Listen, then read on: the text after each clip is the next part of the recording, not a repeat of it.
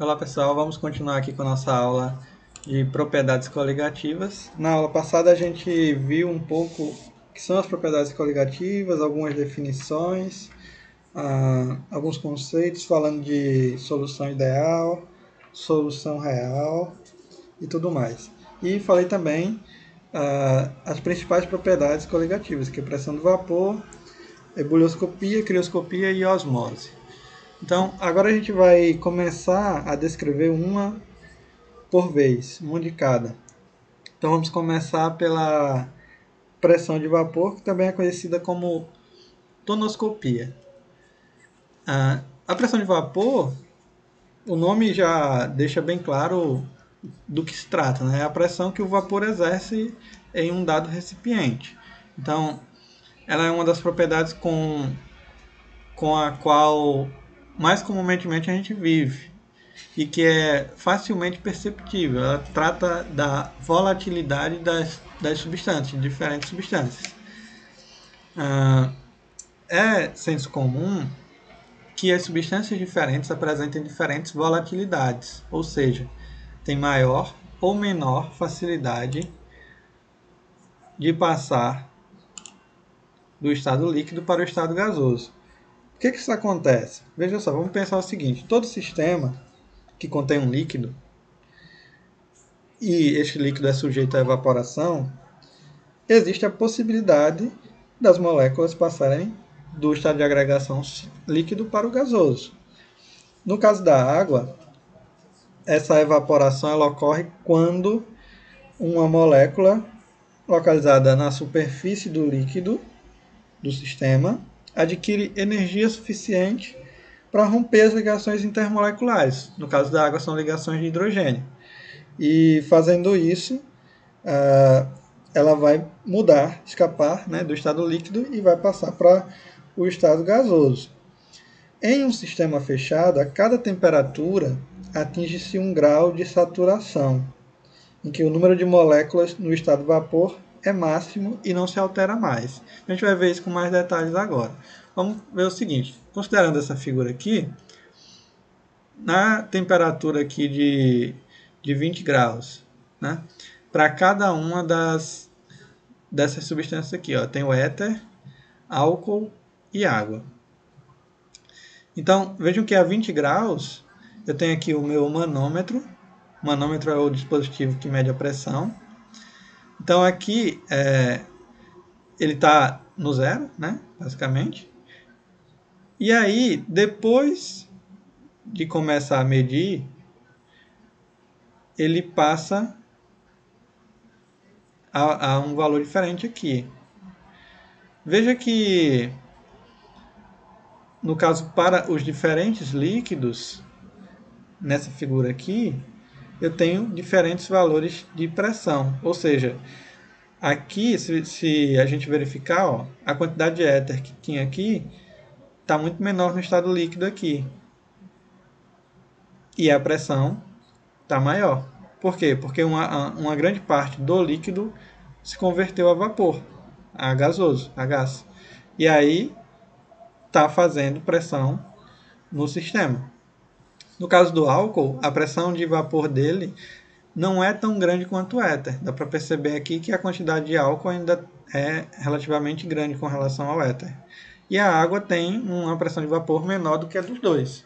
Ou seja, se a gente for comparar com o nosso dia a dia, a água evapora mais lentamente do que o álcool. Ou seja, o álcool evapora muito mais rápido, né, a mesma temperatura do que a água. Então, essas pressões indicadas aqui correspondem àquelas exercidas pelos vapores em uma situação de equilíbrio, ou seja, é o que eu falei agora há pouco. Quando você tem um sistema fechado, cada temperatura atinge-se um grau de saturação em que o número de moléculas no estado de vapor é máximo. Ou seja, nessa temperatura, o manômetro no éter vai marcar esse valor.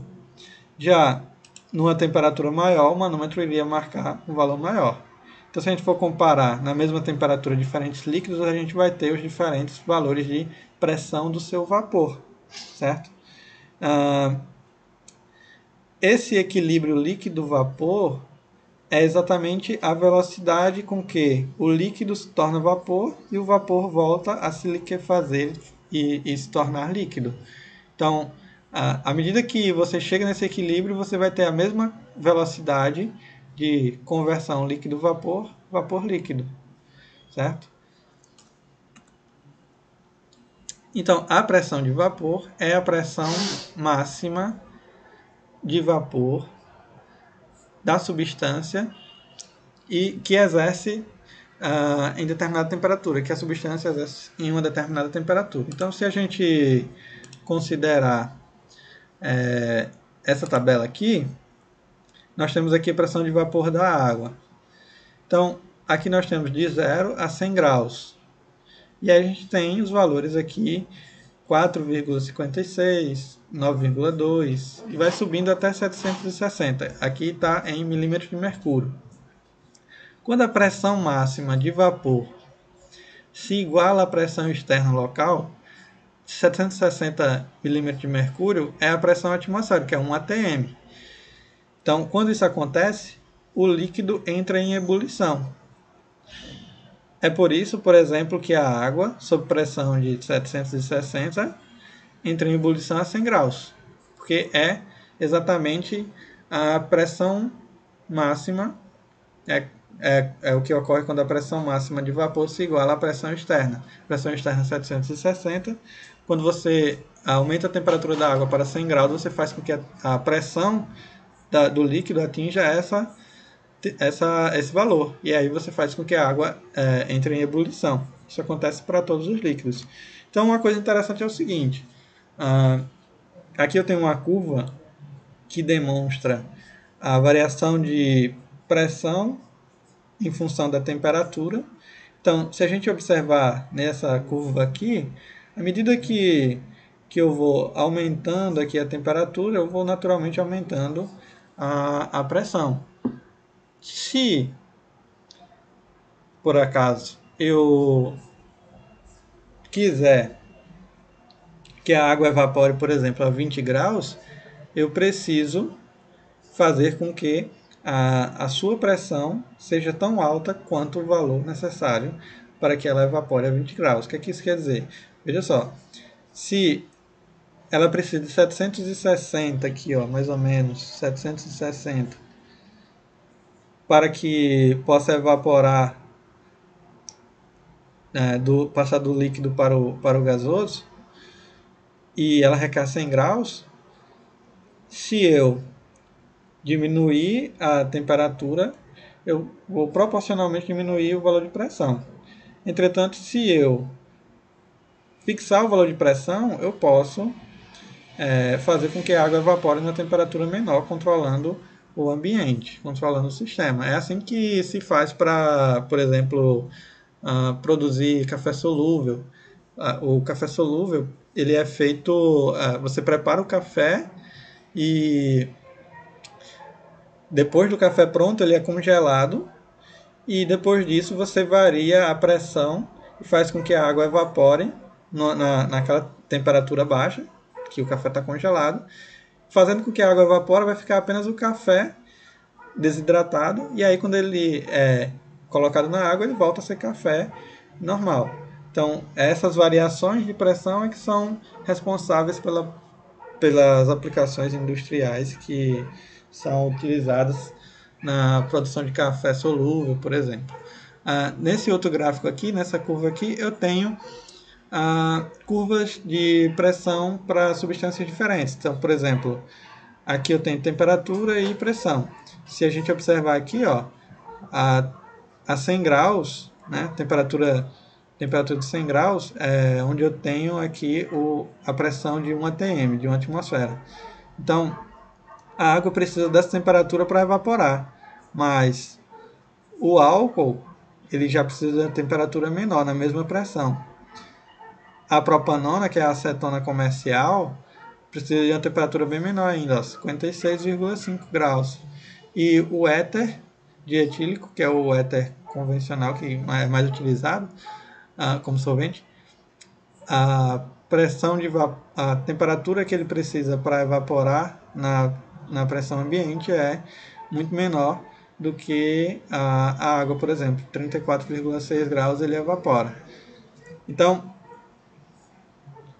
quanto maior a pressão de vapor, mais volátil é o líquido e menor é a temperatura de ebulição. Então, ó, aqui, ó, menor temperatura de ebulição aqui, 34,6. Ele é o líquido mais volátil, ou seja, é o que evapora mais fácil. E tem a pressão de vapor maior. Se a gente observar aqui nesse esquema que eu coloquei, a gente vai ver aqui que o éter é o que dos três aqui é o que tem a maior pressão de vapor, é o que o vapor exerce maior pressão sobre o sistema, já que suas moléculas não têm muita interação entre si, e por conta disso elas acabam se desprendendo do líquido, certo? Então vamos seguindo. Então aqui, a pressão máxima de vapor na solução, vamos fazer o seguinte. Se adicionarmos um soluto não volátil, veja só, soluto não volátil a gente já viu na outra aula, que é um soluto que não evapora. E miscível quer dizer que ele se mistura facilmente. Então, soluto não volátil e miscível à água, formando uma solução aquosa líquida, observaremos experimentalmente que a pressão máxima de vapor da água na solução será menor que a pressão máxima de vapor da água pura. Se a gente observar essa figura aqui, ó, nós temos aqui o solvente puro e aqui o solvente mais o soluto.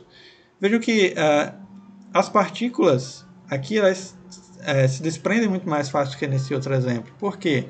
Aqui você tem a interferência do solvente. Quanto mais partículas de soluto você tiver na solução, mais difícil vai ser de evaporar.